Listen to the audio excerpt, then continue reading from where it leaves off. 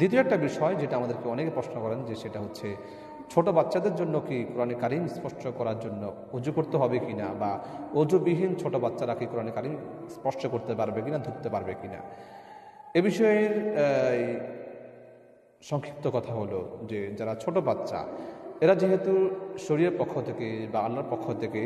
শরীর বিধিবিধান পালনে বাধ্য নয়, এজন্য তাদের জন্য অজু ছাড়াও কোরআনে কারিম স্পষ্ট করা বৈধ, কোরআনে কারিম স্পষ্ট তারা করতে পারবে। তবে তাদেরকে ছোট কাল থেকেই কোরআনে কারিমের ইজ্জত, সম্মান, মর্যাদা এবং কোরআনে কারিম যে অজু ছাড়া ধরা যায় না, স্পষ্ট করা যায় না, এটা শেখানোর উদ্দেশ্যে তাদেরকে ছোট কাল থেকেই অভ্যস্ত করতে হবে, যাতে করে ছোট বাচ্চারাও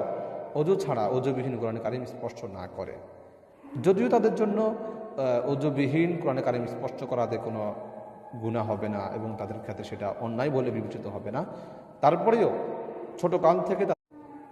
দ্বিতীয় একটা বিষয় যেটা আমাদেরকে অনেকে প্রশ্ন করেন যে সেটা হচ্ছে ছোট বাচ্চাদের জন্য কি কোরআনে কারিম স্পষ্ট করার জন্য অজু করতে হবে কিনা, বা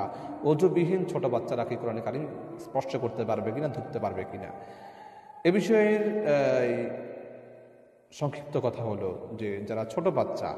এরা যেহেতু শরীরের পক্ষ থেকে বা আল্লাহর পক্ষ থেকে শরীর বিধিবিধান পালনে বাধ্য নয়, এজন্য তাদের জন্য অজু ছাড়াও কোরআনে কারিম স্পষ্ট করা বৈধ, কোরআনে কারিম স্পষ্ট তারা করতে পারবে। তবে তাদেরকে ছোট কাল থেকেই কোরআনে কারিমের ইজ্জত, সম্মান,